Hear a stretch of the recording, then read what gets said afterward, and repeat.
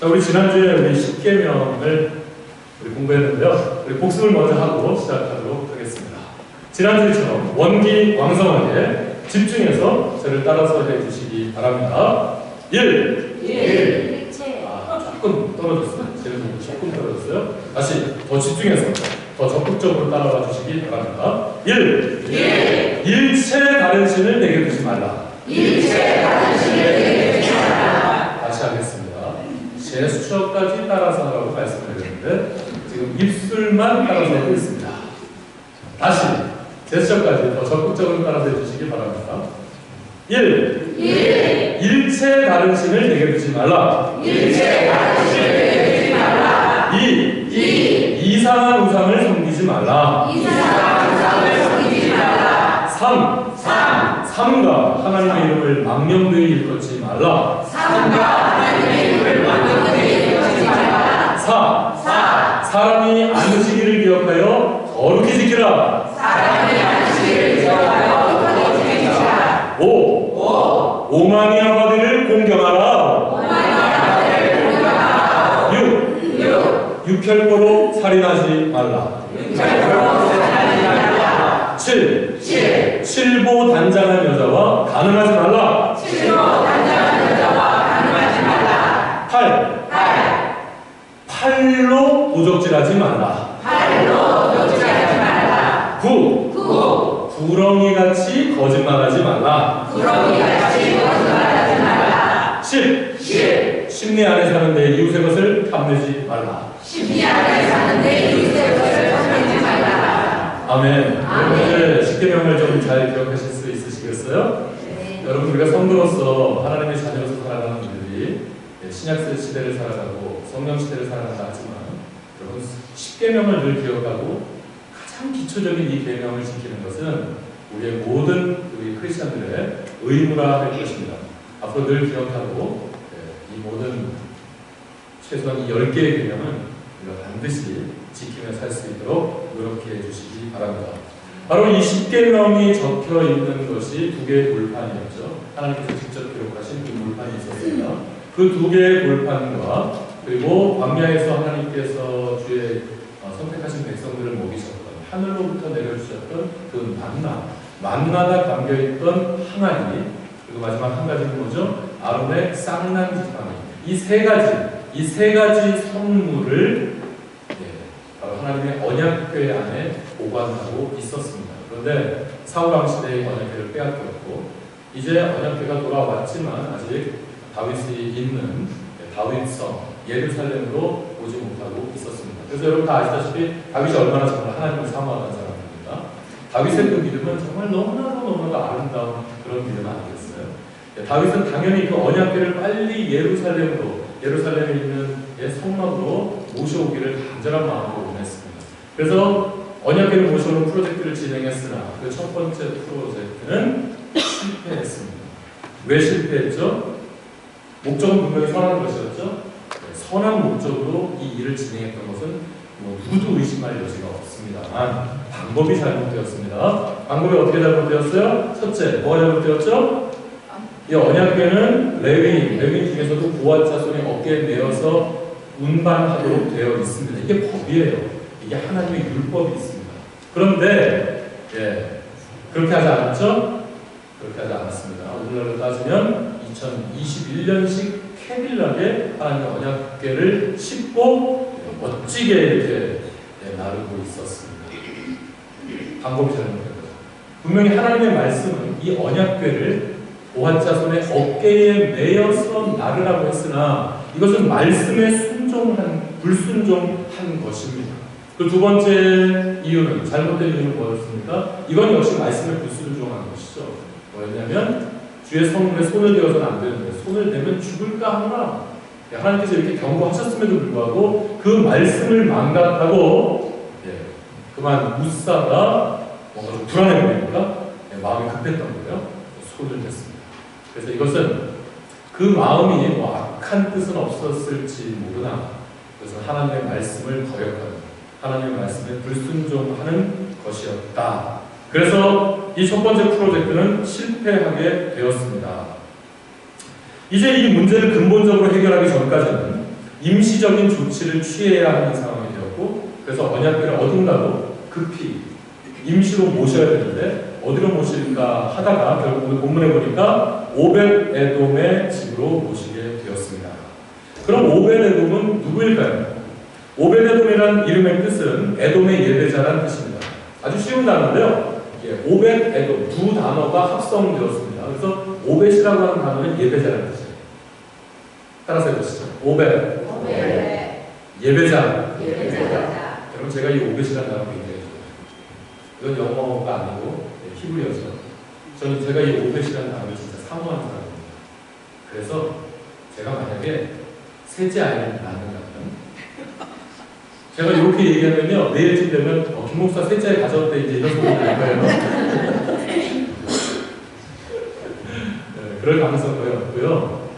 제가 만약에 셋째 아이를 낳는다면 그 셋째 아이의 이름은 무조건 제 아내와 상의도 하지 않아요. 그 아이의 이름은 오벳이라고 합니다. 예배자. 하나님을 예배하는 사람. 워십. 얼마나 좋아요? 제가 정말 좋아하는 단어가 이 오벳이라는 단어. 근데 이 사람의 이름이 뭐냐면 오벳, 예배자. 오벳 에돔. 에돔은 지명입니다. 땅, 지명이에요. 에돔이라고 하는 동네 이름입니다. 그러니까 오벳 에돔은 무슨 뜻이겠어요? 에돔의 예배자가 되는 것입니다. 그러니까 에돔 지역에서는 최고 예배 잘 드리는 사람. 이 정도가 되는 것이죠. 자, 그의 출신 성분에 대해서는 두 가지 견해가 있습니다. 첫째 견해는 뭐냐면, 이 오벳에돔이 가드 사람이라고 하거든요. 그러니까 가드 하면, 여러분 성경을 좀 많이 읽으신 분들은 가드가 많이 퍼밀리어 하실 겁니다. 사사기에 보면 가드가 몇 차례 등장하게 되죠. 그리고 역사서에 보면 가드가 수차례 나오게 됩니다. 이 가드는 블레셋에 있는 하나의 블레셋 안에 있는 3대 도시 혹은 4대 도시에 해당하는 블레셋이라는 그 나라 안에서는 제법 큰 도시가 가드입니다.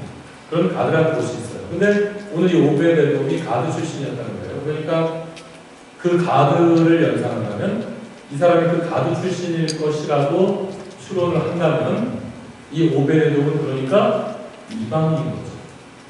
블레셋 사람인 거죠. 그렇죠? 이게 첫 번째 설이고, 두 번째 주장은 무엇이냐면 아니다. 오벳에돔은 레위입니다. 그래서 레위 사람들이 사는 그 지역에 가면요, 가드 림몬이라고 하는 곳이 있습니다.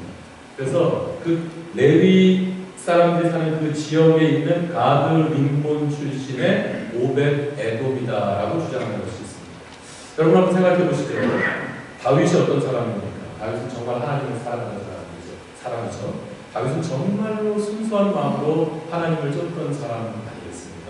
그런데 그런 다윗이 지금 하나님의 언약궤를 이제 어디로 옮겨야 되나라고 하는 이 상황에서 그 하나님의 임재의 상징인 언약궤를 블레셋 출신의 이방인의 손에 그 하나님의 언약궤를 맡길 수가 있을까요?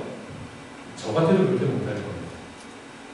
당연히 다윗 같은 신실한 신앙인이 그러지 않았을 것이라 생각을 합니다. 아마도 이 오벳에돔은 레위인 중에 고앗 자손에 속하는 사람이고 바로 그 가드 림몬에 살던 사람으로서, 그러니까 레위인이죠. 자격이 있죠. 언약궤를 지킬 만한 자격이 있는 사람이었을 거예요. 그래서 바로 그런 오벳에돔에게 다윗은 언약궤를 맡겼을 것이고 그런 것이 옳을 것입니다. 자, 오벳에돔의 정체가 누구이든 중요한 것은 그가 하나님의 궤를 자신의 집으로 모셨고요. 얼마 동안이요? 3개월. 석 달이라고 표현하시니까 뭔가 틀린 것 같은 느낌을 받았어요. 맞습니다. 자신의 집에 하나님의 언약궤를 석 달 동안, 3개월 동안 두려운 마음과 사랑하는 마음으로 함께 머물렀을 때, 모셨을 때 그 가정에 놀라운 일이 일어났다는 점입니다. 그 구체적인 내용을 우리가 알 수는 없지만 14절의 말씀을 보면, 자, 우리 14절 말씀 다 같이 읽겠습니다. 시작. 하나님의 궤가 오벳에돔의 집에서 그 건속과 함께 석 달을 있으니라. 여호와께서 오벳에돔의 집과 그 모든 소유에 복을 내리셨더라. 아멘. 이렇게 그 모든 소유, 오벳에돔과 그 가족과 그에게 딸린 그 모든 소유, 그에게 딸린 모든 것 위에 복을 내려주셨다라는 것이죠.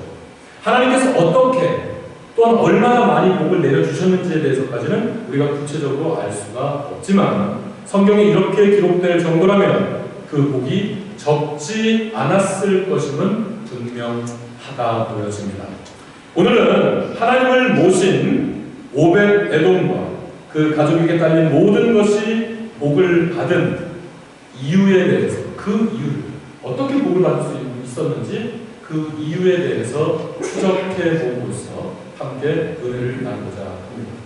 자, 이 가정이 복을 받은 첫 번째 이유는 뭐냐면요. 한번 따라서 하시죠. 순종. 다시 한번 따라서 보시겠습니까? 순종. 그 첫 번째 이유는 순종에 있었습니다. 여러분 한번 생각해 보시죠. 이 언약궤를 모시다가 그것도 전문가들을 총동원했어요. 군대를 3만 명을 동원했습니다. 그리고 엄청난 규모의 사람들을 동원해서 이 법궤를 모시다가 사람이 죽어나갔습니다. 지금 이스라엘은 이유를 모릅니다. 또다시 어떤 재앙이 닥칠지 아무도 모르고 있습니다. 여러분, 이 두려운 일, 이 떨리는 일, 이 원인도 알 수 없는 일을 그냥 또다시 하고 싶어하는 사람이 있었을까요? 목숨을 걸고 이 일을 하고 싶었던 사람이 있었을까요? 그런데 이 일이 오벳 에돔에게 맡겨졌고 그는 그 일을 순종함으로 감당하였습니다. 순종. 여기서 중요한 것은 재미있어서 순종한 게 아니라는 겁니다. 내가 좋아하는 일이기 때문에, 내가 좀 더 관심 있는 일이기 때문에 그 일을 하겠다고 순종한 것이 아닙니다. 이 일은 매우 부담스럽고 두렵고 그럼에도 불구하고 순종했더니 하나님께서 복을 주셨다라고 하는 것입니다. 여러분, 우리가 교회 생활을 하다 보면 교회에서도 마찬가지입니다. 우리가 좋아하는 일만 교회에서 하고자 한다면 그것은 자신의 인생과 능력을 즐기는 취미 생활을 하는 것이지 그것은 하나님의 일을 하는 것도 아니고 하나님의 말씀에 순종하는 것도 아닌 것이죠. 그러나 하나님을 위해서 좀 부담스러워, 때로는 내키지 않는 일도 있을 거예요. 때로는 내가 진짜 싫어하는 일도 있을 거예요. 때로는 두려운 일도 있을 것입니다만 하나님을 위해서 순종한다면 그건 하나님의 일을 하는 것이고 그게 진정한 순종이며 그 사람은 하나님께 엄청난 복을 받게 될 것입니다. 여러분, 사실 예수님도 이와 같이 순종했습니다. 예수님을 한번 생각해 보세요. 예수님은 천지창조에 있어서 그 창조의 주관자이십니다. 창조에 직접 개입하셔서 이 만물을 창조하셨고 지금도 살아서 역사하시는 그 하나님. 여러분, 그 주님께서, 그 예수께서 이 땅에 인간의 몸을 입고 오셨어요. 인간의 몸을 입고 이 땅에 오셨으나 그는 하나님이십니다. 그런 하나님이신 예수님께서 뭐 마음에 내키지도 않고 별로 좋아하지도 않고 싫은 일을, 그런 일을 그렇게 순종할 필요가 있으시겠어요? 하나님이신 예수님이 사실 그럴 필요가 없으시죠. 그런데 예수님도, 그런데 그런 예수님께서도 순종하셨습니다. 빌립보서 2장 5절 6절 말씀인데요. 우리 다 같이 한번 읽어볼까요? 다 같이 시작. 너희 안에 이 마음을 품으라. 곧 그리스도 예수의 마음이 그는 근본 하나님의 본체시라. 하나님과 동등됨을 취할 것으로 여기지 아니하시고 오히려 자기를 비워 종의 형체를 가져 사람들과 같이 되었고 사람의 모양으로 나타나셨으니 자기를 낮추시고 죽기까지 복종하셨으니 곧 십자가에 죽으시리라. 아멘. 여러분, 우리 주님은 만왕의 왕이십니다. 만주의 주이십니다. 그런 우리 주님께서도 이렇게 순종했어요. 순종하시되 어느 정도로 순종하셨냐면 저 높고 높은 보좌에 계실 만한 분께서 낮고 누추하고 천박하고 냄새나는 이 땅 가운데 내려오셨습니다. 이렇게 순종하셨어요. 그 이렇게 33년 6개월을 살아가시던 그 예수님께서 나중에는 결국 이 모든 구속사의 역사를 마치기 위해서 바로 죄 많은 인생, 죄 가운데 죽을 수밖에 없는 저와 여러분들을 살리기 위해서 바로 우리를 구속하시기 위해서 이 일을 마치기 위해서 우리 주님께서는 저 험한 십자가에 못 박히셨습니다. 그리고 저기서 죽으셨고 죽으신 지 사흘 만에 살아나셨습니다. 우리 주님께서도 아무리 생각해도 이렇게까지 순종하지 않으셔도 될 만한 우리 예수님께서도 이와 같이 자기 자신을 낮추시고 죽기까지 순종하셨습니다. 그래서 우리들에게 순종의 모범을 보여주시는 것입니다. 그러므로 오늘 살아가는 저와 여러분도 이와 같이 순종하는 것이 마땅한 줄로 믿습니다. 그러므로 여러분도 하나님의 그 가슴 벅찬 복을 받기 원하십니다. 싫은 일이라고, 때로는 번거롭고 내키지 않는 일이라고, 하나님을 위해서, 교회를 위해서 순종하실 수 있는 여러분들 되시기를 예수 그리스도의 이름으로 부탁드립니다. 두 번째 복의 이유는 무엇이냐면 하나님을 두려워했다는 것에 있습니다. 12절 말씀을 보면요, 오늘 12절 말씀을 보니까 다윗이 하나님을 두려워했다라고 기록하고 있습니다. 처음에는 그러지 않았어요. 아마 처음에 다윗의 마음은 이랬을 겁니다. 아마 이랬을 거예요. 그토록 사랑하는 이제 하나님의 언약궤를 모셔 오려고 하는 거예요. 가슴이 떨렸어요. 익사이팅했을 거예요. 흥분하고요, 기대하고요. 드디어 우리 주님을 모셔보자. 드디어 우리 주님을, 정말 이렇게 익사이팅했어요. 여러분, 이런 모습도 나쁘지 않죠. 이런 모습도 지극히 아름다운 모습 아니겠습니까? 그래서 막 준비를 합니다. 그래서 막 여러 가지를 준비하였어요. 많은 것들을 준비하였습니다. 그런데 실패하였죠. 재난을 당하고 나니까 이제 비로소 다윗은 하나님을 두려워하게 됩니다. 그게 12절에 있는 말씀이죠. 그 전까지는 3만 대군을 모았고 악대를 동원하였으며 온 백성이 행진하는 그 모습을 한번 생각해 보십시오. 얼마나 멋집니까? 얼마나 볼만했겠어요? 얼마나 대단했겠습니까? 훌륭하지 않습니까? 그러나 이 모든 것에는 물질적인 모습들은 충분하지 못하지만 하나님을 두려워하는 모습은 전혀 보여지지 않습니다. 느껴지지 않습니다. 그러다 보니까 경고망동하는 자가 생겨나는 것이고요. 하나님께서는 그를 심판하게 되신 것입니다. 여러분, 우리 하나님은 사랑이시죠? 우리 하나님은 사랑이십니다. 우리를 사랑하시되 자신의 목숨을 내어주시기까지 우리를 사랑하셨고, 그리고 우리 하나님은 끝까지 사랑하시는 신실하신 분이십니다. 그런데 동시에 우리 하나님은 심판하시는 하나님을 잊지 마시기 바랍니다. 심판하시는 하나님을 우리는 두려워할 줄 알아야 합니다. 심판하시는 하나님을 두려워할 줄 아는 것도 참 믿음인 것입니다. 여러분, 성경에서 하나님과 가장 가까웠던 사람 하나를 꼽으라면 여러분은 누구를 꼽으시겠습니까? 성경에서 하나님과 가장 가까웠던 사람 몇 사람 있겠죠? 몇 사람 떠오르는 사람 있죠?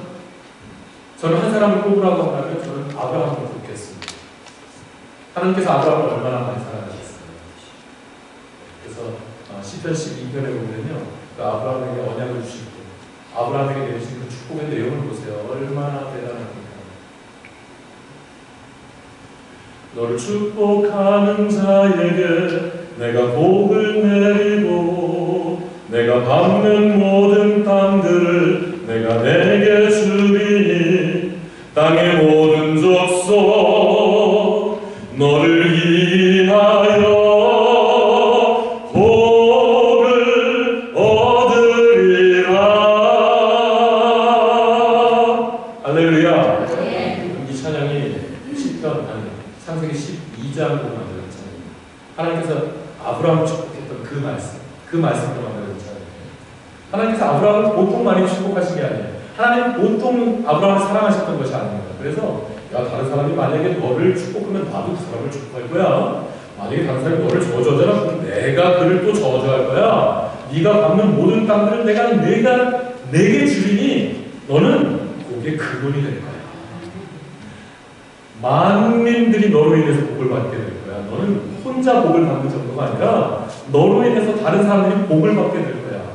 라고 이렇게 복의 근원자가 될 정도로 엄청난 축복을 주신, 그런 엄청난 축복을 받은 사람이 바로 아브라함이었어요. 그러니까 하나님과 가장 가까웠던 그 대표를 한명 뽑으라 그러면 누가 뭐라도 아브라함을 뽑을 수 있겠죠. 그렇게 하나님께 복을 많이 받고 그렇게 하나님과 절친했던 아브라함이 하나님을 대할 때 자세를 한번 보시겠어요? 창세기 18장입니다. 창세기 18장. 자, 창세기 18장은 뭐가 어떤 사건이 일어나죠? 소돔과 고모라를 심판하는 사건이 일어나죠? 자, 이제 하나님께서 오셨어요. 저곳에 죄가 너무 많이 난 겁니다. 그래서 심판하러 오셨습니다. 이때 심판하러 오신 하나님을 향해서 아브라함이 중보를 드리죠. 그 중보의 내용입니다. 보시죠. 아브라함이 말씀하여 가로되 티끌 같은 나라도 감히 주께 구하나이다. 이 하나님을 두려워하면서 말씀하는 이 말의 어투를 보십시오. 티끌 같은 나라. 아브라함이 티끌 같은 자입니까? 그 가정이 얼마나 대단한 가정입니까? 그래서 자기 자신을 티끌 같은 나라도 감히 주께 구하나이다. 얼마나 조심스러워요? 얼마나 지금 하나님을 두려워하는 게 느껴집니까? 중략하고 아브라함이 가로되 내 주여 노하지 마옵소서. 말씀하게 하옵소서. 중략하고 아브라함이 또 가로되 내가 감히 내 주께 구하나이다. 얼마나 조심스럽게 하나님을 두려워하면서 지금 말씀하고 있습니다. 한 문장을 얼마나 두려워하고 있죠 지금 하나님을. 중략하고 아브라함이 또 가로되 주는 노하지 마옵소서. 내가 이번만 더 말씀하리이다. 이러면서 10명까지 내려오는데 하나님과 가장 가까웠던 사람, 그 대표 아브라함, 이렇게 하나님을 두려워하였습니다. 오늘을 살아가는 우리도 하나님 두려워할 줄 알아야 합니다. 하나님이 두려워서 사랑하지 않을 수 없어야 해요. 하나님이 두려워서 용서하지 않을 수 없어야 되는 겁니다. 하나님이 두려워서 예배하지 않을 수 없고 하나님이 두려워서 어떤 큰 죄도 지을 수 없는 바로 우리가 되어야 되는 것입니다. 하나님이 두려워할 줄 아는 저와 여러분이 되시기를 예수 그리스도 이름으로 부탁합니다. 아멘. 마지막 세 번째 복의 이유는, 세 번째 복의 이유는 무엇이냐면, 한번 따라서 하시겠습니까? 예배의 성공자. 예배의 성공자. 한 번 더. 예배의 성공자. 예배의 성공자. 오벳 에돔의 이름의 뜻이 뭔지 말씀드렸죠? 오벳. 제가 아주 좋아하는 단어입니다. 오벳. 예배자. 저는 셋째 나면 진짜 이 오벳이라고 지을 거예요. 아마도 그는 예배를 평소 정말 열심히 신실하게 잘 드리던 사람이었던 것으로 보입니다. 얼마나 예배를 잘 드렸으면 사람들이 그를 오벳 에돔, 에돔의 예배자. 에돔에서는 예배를 최고 잘 드리는 사람. 에돔에서는 예배하면 이 사람이 대표자인 거예요. 오벳 에돔. 저는 몇 가지 별명들을 가지고 있었습니다. 제가 군대를 가니까, 군대 가서 신교대에 들어가니까 신교대에서 저한테 붙여진 별명이 뭐였냐면 왕목소리, 왕목청이라고 했나, 왕목소리라고 했나 그랬어요. 제 별명이 신교대에서 자대배치 받고는 로복하고로 바뀌었었어요. 제가 자세가 잘 나오는데요. 그래서 로복하고 바뀌었는데 신교대에서 제 별명이 왕목소리였어요. 왜 왕목소리냐면 전 병력들 가운데 신교대에서 1소대에 키도 크고 등치 큰 애들 다 1소대에 있습니다. 갈수록 적은 키가 작은 애들이 적어있어요. 끝에 소대에 가면 우리가 스머프 소대라고 부릅니다. 이게 다 슛다리예요. 그런데 이 1소대에 보통 이제 이렇게 좀 귀골이 장대한 사람들이 보통 1소대에 있습니다. 1소대 안에서 막 그냥 목소리를 막 테스트하더라고요. 솔직히 막 이렇게 했더니 몇 명이 뽑혔어요. 몇 명이 뽑혀가지고 끌려갔어요. 거기서 또 막 기합도 받으면서 막 소리를 질렀어요. 그 중에서 최종적으로 제가 딱 뽑혔습니다. 제가 뽑힌 이유는 목소리가 가장 크다. 그리고 발음이 되게 좀 정확하고 목소리가 크다. 네가 우리 부대에서 우리 전 병력 가운데 네가 목소리가 제일 커! 그러면서 왕목소리, 왕목청이라고 제가 뽑혔고요. 그래서 그때로부터 아주 험난한 삶이, 험난한 신교대 생활이 이어졌습니다. 훈련이라는 훈련을 똑같이 나가면서 훈련이 끝나고 쉬는 시간이 되면 꼭 절을 내려가는 거예요. 이제 나도 쉬어야 될 거 아니에요? 쉬는 시간이나 밥 먹는 시간 되면 그럴 때 꼭 절을 내려가서 막 연습을 시켰어요. 소리를 막 지르면서 막 연습을 시키더라고요. 결국 그렇게 연습을 해서요. 신명 교육 과정이 다 끝나고 퇴소식을 할 때, 그 많은 경력과 그 많은 이렇게 구경으로 그 많은 사람을 해서 한 가운데 제일 앞에 나가서 병력을 통솔하는 향도를 제가 하게 됐습니다. 그래서 자꾸 이렇게 돼요. 받들어 하고 하면서 제가 그러니까 목소리 하나는 목소리에 있어서는 제가 제일 컸던 거예요. 그러니까 왕 목소리라는 데를 있었어요. 그래서 제가 불과 몇 년 전까지 시카고에서 챔피언이라는 별명을 가지고 있었어요. 시카고 챔피언이라고 사람들이 저를 부르는 분들이 많았습니다. 왜냐면 3년 연속 탁구 대회에 나가서 3년 연속 단식과 복식을 다 제가 쓸어버렸었어요. 몇 년 전이면 지금은 잘 못 쳐요. 지금은 제가 탁구를 잘 못 칩니다. 네. 그동안 안 쳤거든요. 이제 안 쳤거든요.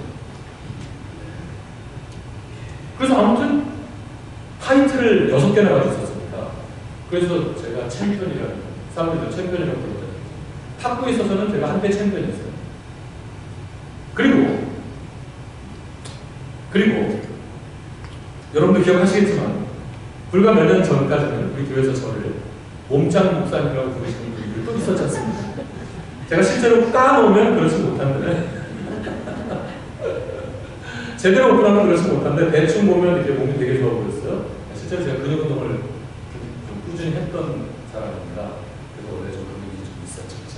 팔도 이렇게 두고 있었죠. 근데 이제 근육 운동을 안 한 지가 한 5년 정도 된 것 같아요. 지금은 아니에요. 지금 전혀 아닌데 지금도 저를 가끔 몸짱 목사님이라고 지금도 부르는 분이 지금도 있더라고요. 지금은 전혀 아닙니다. 지금은 가슴보다 배가 더 나왔거든요. 지금은 전혀 그게 아닌데 아무튼 저를 몸짱이라고 부르시는 분들이 있었어요. 자부시죠.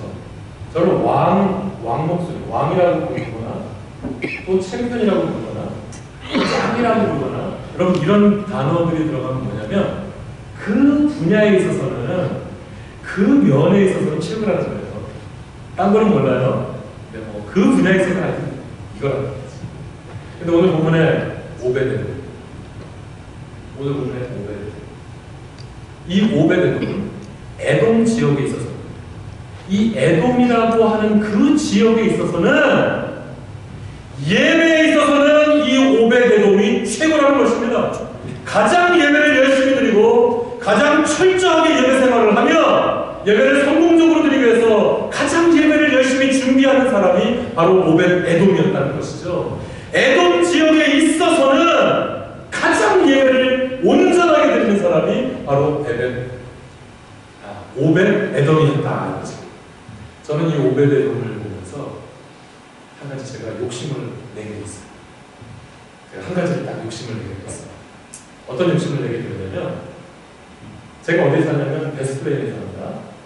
베스플레인에 사는데 하나님이 언젠가 이제 만약에 하나님이 언젠가 딱 베스플레인이 딱 오셔가지고 얘들아 이 베스플레인에서 예배를 가장 열심히 드리는 사람이 누구니? 하고 물으면 제가 손을 번쩍 들면서 하나님 저요!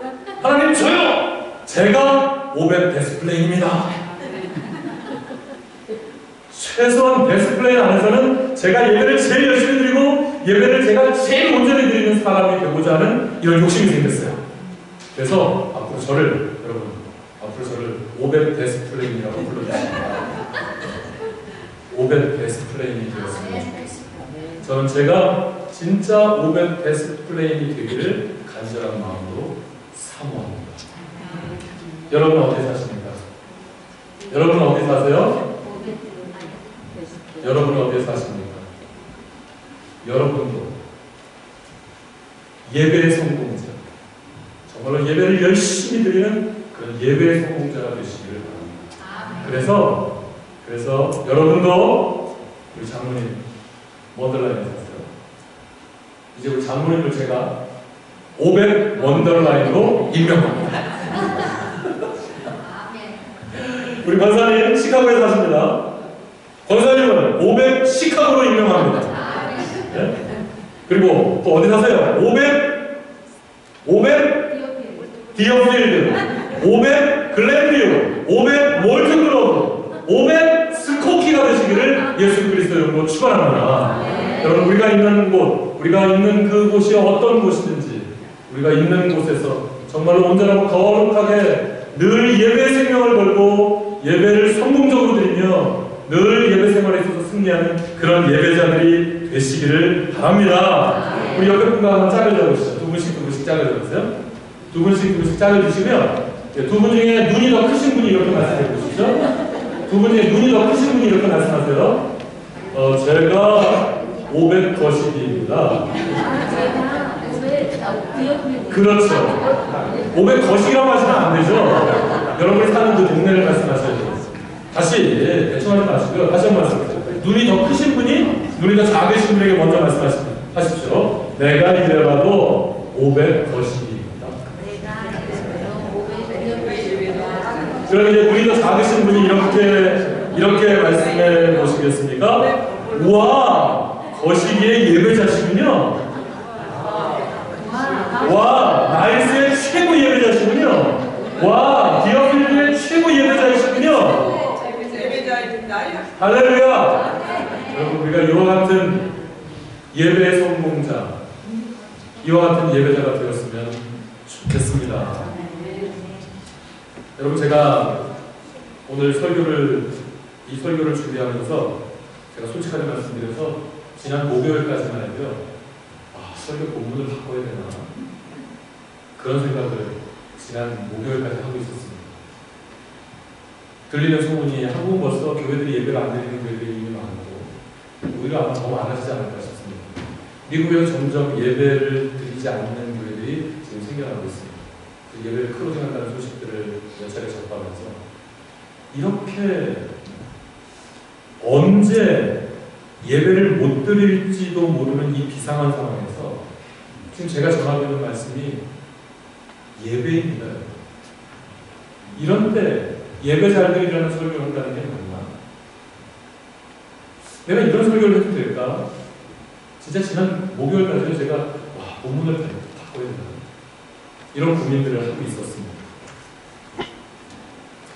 이 본문은 이런 급박한 상황이 시작되고 나서 정한 본문이 아닙니다. 성지순례에 가신 분들에 대한 자가격리가 결정된 직후에 이제 향후 한 3주 동안 설교를 할 때 설교 스케줄을 잡으면서 그때 아직 이 나라가 이렇게 심각해지지 않았을 때 그때만 해도 미국이 이렇게 심각해질 거라고 꿈에도 생각하지 못했습니다. 저도 그렇게 미국이 이렇게 될지 몰랐습니다. 이 나라가 이렇게 심각하지 않았을 때 저는 이 본문을 정했습니다. 그러면서 이 본문을 설교해도 되나 마나 하고 고민을 참 많이 했어요. 그렇게 고민하다가 내린 결론이 있었는데 그 결론이 뭐냐면 하나님의 인도하심이 있는 것 같다 하는 것이었습니다. 더 극한 상황이 오기 전에 예배도 드릴 수 없는 그런 기가 막힌 상황이 오기 전에 하나님은 여러분이 예배자의 삶을 결단하기 원하십니다. 아멘. 이제 우리가 진짜 예배 드릴 수 없는 날이 올지도 모릅니다. 여러분, 그런 공고가 공식적으로 가기 전까지는 다 헛소문이니까 여러분 그거 믿지 마십시오. 지금 너무 가짜뉴스가 많아요, 여러분. 진짜로 만약에 우리가 이곳에 모여서 우리 예배당에서 예배드리지 못하는 날이 온다고 할지라도 여러분, 오늘 나는 주님을 예배하는 예배자의 인생을 살겠습니다.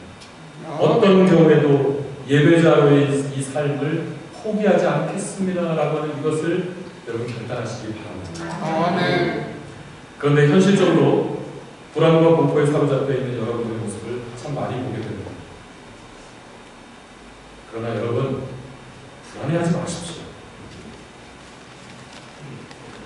여러분 너무 불안해하시는 것 같은데 여러분 너무 불안해하지 마세요.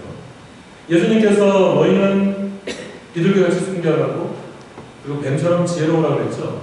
뱀처럼 지혜롭고 비둘기같이 순결하라고 그랬습니다. 그러니까 여러분이 있는 자리에서 여러분이 할 수 있는 한 뱀처럼 지혜롭게 앞으로 닥칠지 모르는 그 환란을 준비하십시오. 뭐 사제기들을 많이 한다는데 도덕적으로 문제가 되지 않는 한에서 뭐 넉넉하게 음식도 좀 고려하시고 뭐 이렇게 하십시오. 뱀처럼 지혜롭게 그런 것도 하십시오. 근데 저는 안 하려고 해요. 저는 사재기를 안 하려고 해요. 왜 안 하려고 그러냐면 제가 사재기를 안 했다면 제가 만약에 한 끼를 굶잖아요. 그럼 여러 사람이 먹을 수 있습니다. 제가 조금 많이 먹잖아요. 그래서 내가 이럴 때 내가 덜 먹으면 많은 사람들이 더 먹었으면 좋겠구나. 그래서 저는 사재기를 안 할 생각입니다만 여러분들은 뱀처럼 지혜롭게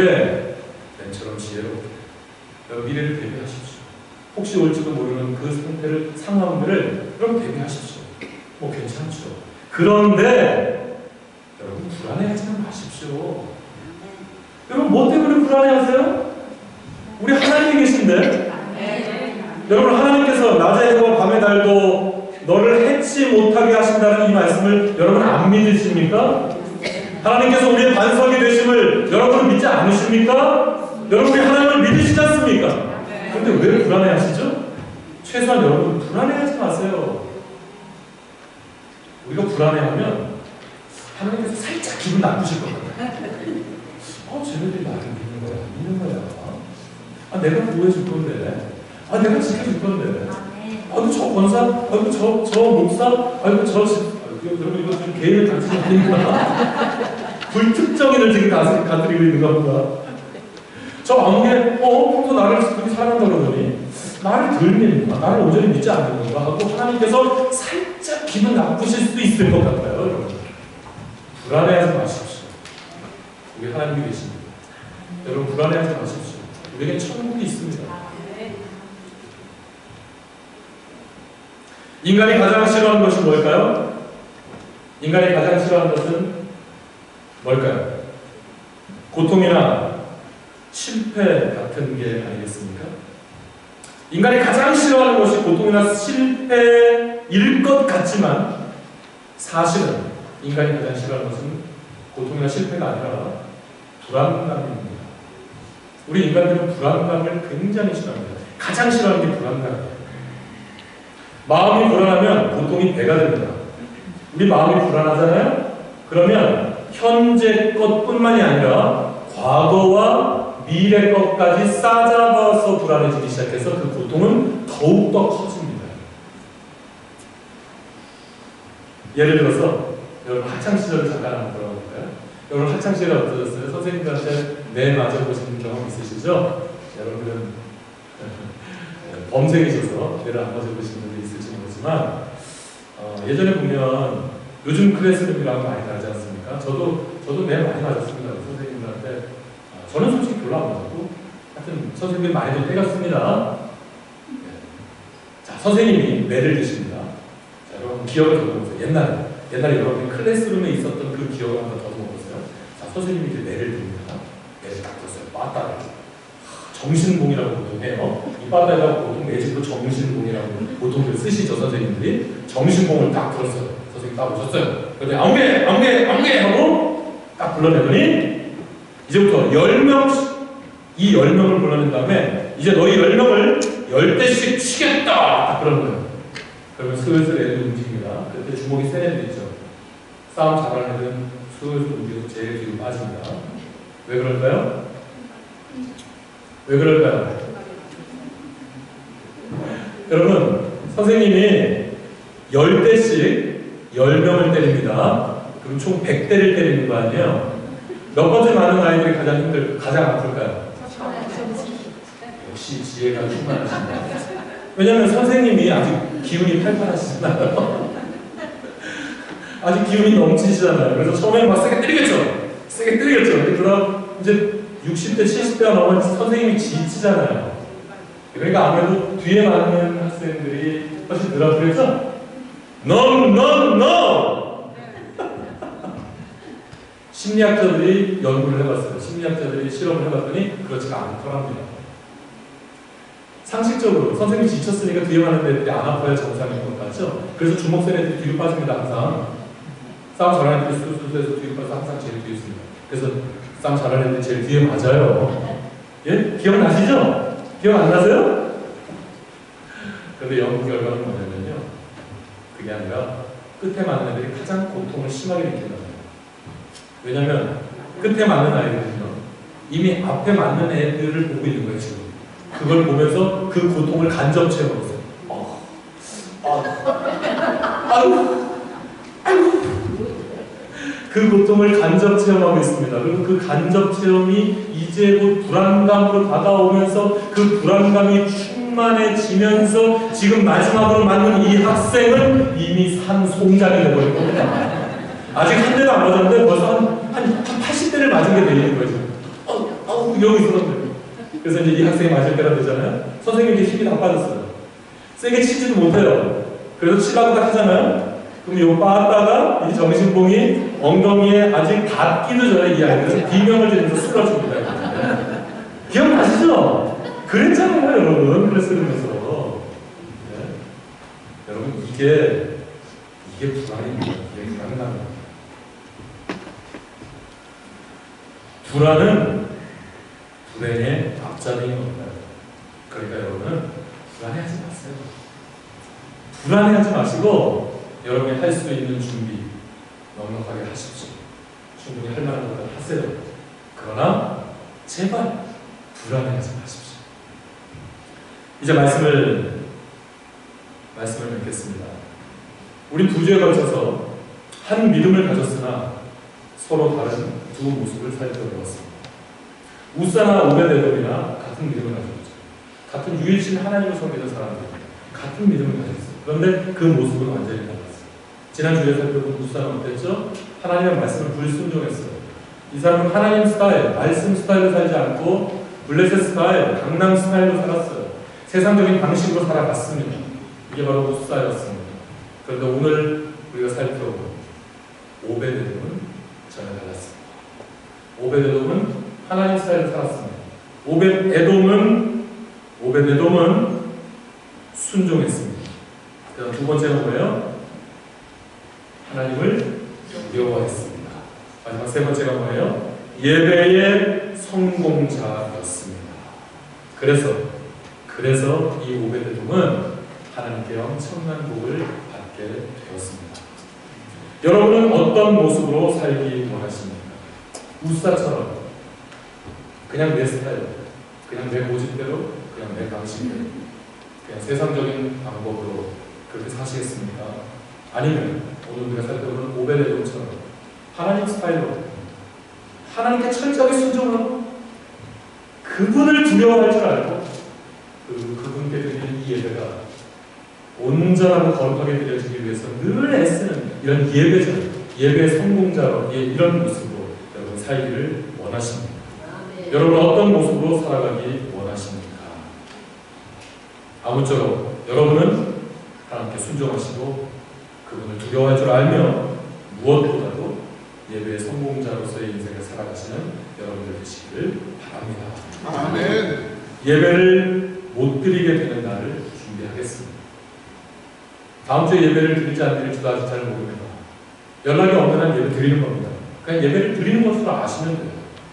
오늘 아침에도 급하게 어젯밤에 급하게 받은 연락이 있었어요. 트럼프가 무슨 뭐를 선언했대요. 그래요. 트럼프가 뭐를 선언했다는데 들어보니까 가짜 뉴스예요. 100명 이상 모이면 월급을 낸다는 거예요. 그래서 내가 그 얘기를 듣자마자 아무리 브레이킹 뉴스를 아무리 설치해봐도 그런 비슷한 내용도 하나 없었습니다. 여러분 가짜 뉴스 많아요. 어쩌면 가짜 뉴스가 더 많은 것 같아요. 그런 것에 현혹되지 마시고 여러분 우리는 예배를 계속 드릴 것입니다. 만약에 우리가 모여서 예배드리지 못하는 날이 된다면 그 날을 준비하겠습니다. 여러분이 가정에서 여러분의 셀폰으로 그리고 여러분의 컴퓨터로 예배를 드릴 수 있도록 방송 예배를 준비하겠습니다. 어젯밤부터 준비하고 있습니다. 그래서 지금 연습 영상이 이미 나갔는데 그것으로 또 약간 지금 혼선이 또 있을지도 모르겠습니다만 앞으로 예배를 드리지 못하는 날이 올지라도 여러분 우리가 각자의 위치에서 여러분이 있는 자리에서 예배 드릴 수 있도록 준비하겠습니다. 그러니까 여러분 아무 걱정하지 마시고 여러분이 있는 자리에서 여러분은 계속적으로 하나님께 예배 드리는 이 예배를 포기하는 일이 없으시기를 바랍니다. 계속적으로 예배의 성공자로서 여러분이 사는 그 지역에서는 하나님 내가 오베 데스플레이입니다 라고 이렇게 말하시면 예배 성공자로서의 성공하는 인생을 그리고 승리하는 인생, 하나님의 복받은 인생, 가장 아름다운 인생을 살아가시는 그런 여러분들 되시기를 예수 그리스도 이름으로 축원합니다. 아멘. 할렐루야.